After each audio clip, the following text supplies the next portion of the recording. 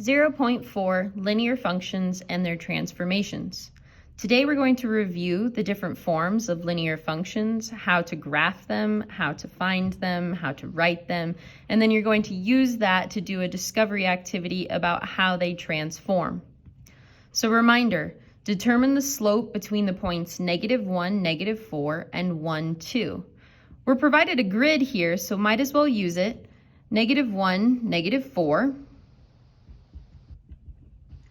and 1, 2. And here's the line between them.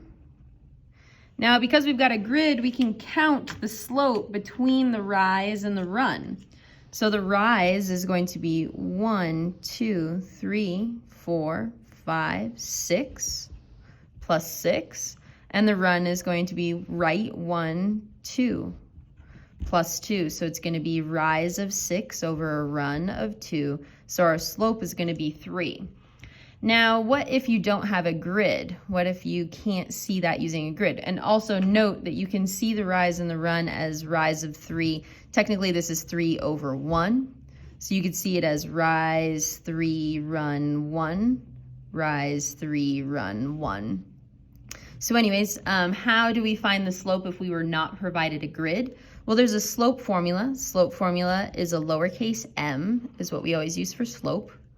y2 minus y1 divided by x2 minus x1.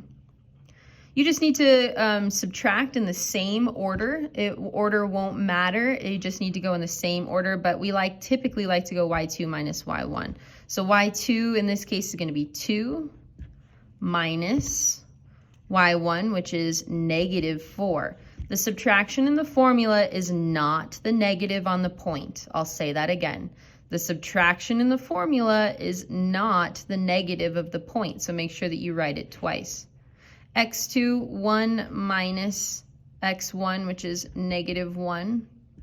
So both of those turn to addition, 2 plus 4 over 1 plus 1, or 6 over 2. So our slope is 3. Second example, write the equation of the line containing the points -1, -4, and 1, 2. We graphed that same line up above. It's the same coordinate points, so we can see that it's got a y-intercept at -1, 0, -1. Can't see that, it's a 1. 0, -1. But how do you do that if you didn't have a grid? You will not always have a grid available to you. So slope-intercept form is y equals mx plus b, where m is the slope and the b is the y-intercept.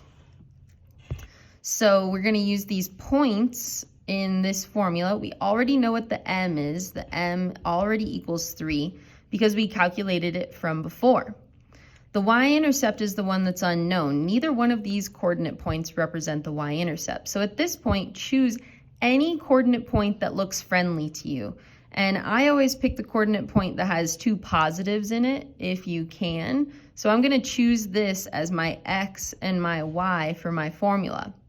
So I'm going to rewrite the formula one more time, y equals mx plus b, and we're going to substitute in parts that we know using the coordinate point that we chose. That was friendly. So the y value I chose is 2. The slope that we know is 3. This is multiplication, so 3 times our x value. The x value comes from the x value of the coordinate point that you chose. And b is the number that we don't know. So we're looking for b. So we substituted all the parts in. So now you multiply.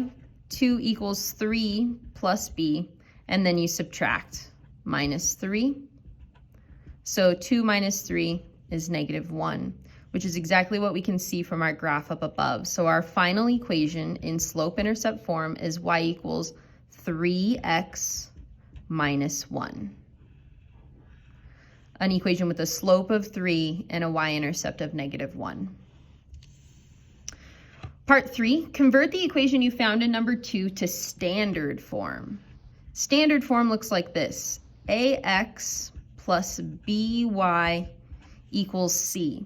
And what's important to note is that the x and the y are on the same side of the equation. Note that up above, the y and the x are on opposite sides of the equation. So we've got y equals 3x minus 1, and I want the x to come join the y. So we're going to subtract 3x from both sides. So we get 3x plus negative 3x plus y equals 1. That's the same equation. These are the same equation in two different forms. So now here's just a review summary of all the parts that you're going to need for linear equation, different formulas and different information that you can use. So the slope formula, one more time, is a lowercase m equals y2 minus y1 over x2 minus x1. Point slope form, we didn't practice it from up above, but it's one that you may want to use in the future. It's useful if all you know is a point and a slope. So y minus y1 equals m times x minus x1. So the y1 and the x1 become the pieces from your point, and the m becomes your slope. And this y and this x are the variables that stay the same. You don't substitute anything into those, just leave them as a y and an x. Slope intercept form is the one we used up above, y equals mx plus b, where m is the slope and the b is the y-intercept. And finally, just one more reminder that standard form is ax plus by equals c. Thank you.